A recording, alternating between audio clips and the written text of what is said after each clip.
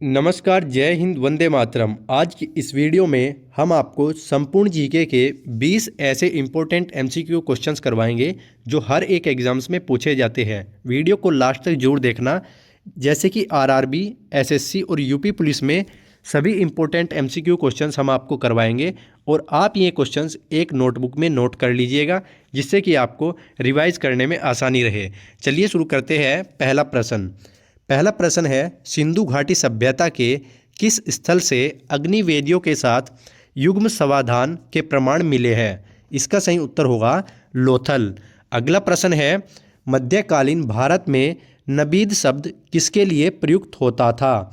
इसका सही उत्तर होगा खजूर की शराब।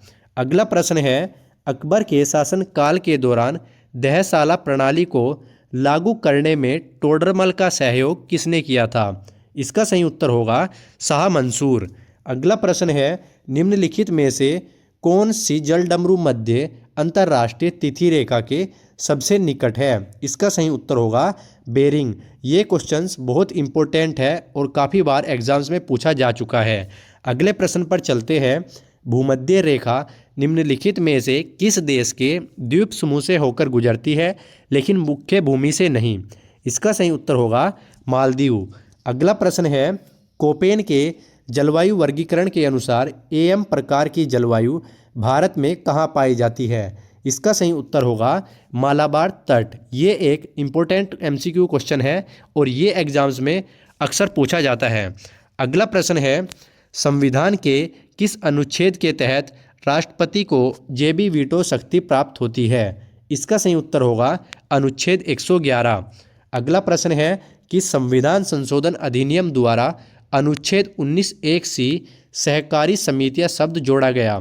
इसका सही उत्तर होगा 97वां संविधान संशोधन।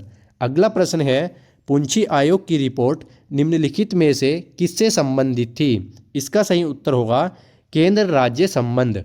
अगला प्रश्न है, संसद के प्राक्कलन समिति के संदर्भ में कौन सा सत्य है? इसका सही उत्तर होगा इसके सदस्य केवल लोकसभा से होते हैं।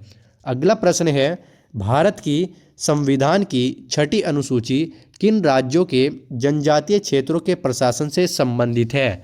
इसका सही उत्तर होगा असम। और इसकी याद करने की ट्रिक है AMTM। तो आप इसे याद कर लीजिए AMTM से असम, मेघालय, त्रिपुरा, मिजोरम।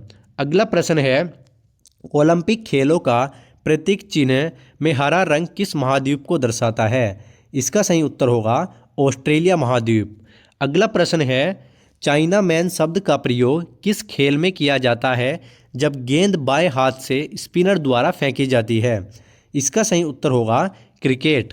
अगला प्रश्न है, शास्त्रीय नृत्य सत्रियों को महापुरुष शंकर देव ने किस संप्रदाय प्रचार के लिए विकसित किया था? इसका सही उत्तर होगा एक शरण धर्म। अगला प्रश्न है, ठुमरी की रानी का नाम से प्रसिद्ध गिरिजा देवी किस घराने से संबंधित थी? इसका सही उत्तर होगा बनारस घराना। अगला प्रश्न है, प्रकाश संश्लेषण के दौरान हिल अभिक्रिया क्लोरोप्लास्ट के किस भाग में होती है? इसका सही उत्तर होगा ग्रेना। ये एक इम्पोर्टेंट क्वेश्चन है, आप इसे अच्छी तरह से रिवाइज कर लीजिए। अगला प्रश्न है, भारत में न्यूनतम समर्थन मूल्य की सिफारिश कौन सी संस्था करती है? इसका सही उत्तर जाएगा CACP। अगला प्रश्न है, एबेल पुरस्कार किस क्षेत्र में उत्कृष्ट योगदान के लिए दिया जाता है? इसका सही उत्तर होगा गणित। ये एक गणित के क्षेत्र में दिया जाता है एबेल पुरस्कार, और ये क्वेश्चंस बहुत ही ज़्यादा इम्पोर्टेंट है। हर एक क्वेश्चंस एग्जाम्स में अक्सर पूछा जाता है।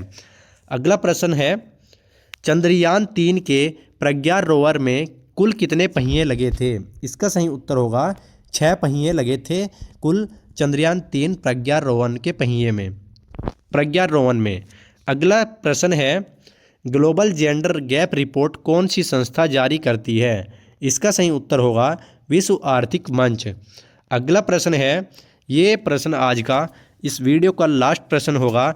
इसका प्रश्न का आप कमेंट करके आंसर दीजिएगा और कमेंट में उत्तर बताइए कि इस प्रश्न का सही उत्तर क्या है, और हम आपको नेक्स्ट वीडियो में इसका आंसर बताएंगे। और तब तक आप इस क्वेश्चन का आंसर बताइए। ये आपका होमवर्क है कि काजीरंगा राष्ट्रीय उद्यान किसके लिए प्रसिद्ध है। वीडियो कैसी लगी कमेंट में ज़रूर बताना। ऐसी ही और वीडियोज़ के लिए आप हमारे चैनल को सब्सक्राइब कर ले। हम अच्छे अच्छे क्वेश्चंस आपके लिए लाते रहेंगे और आपकी तैयारी बेहतर कराएंगे। धन्यवाद।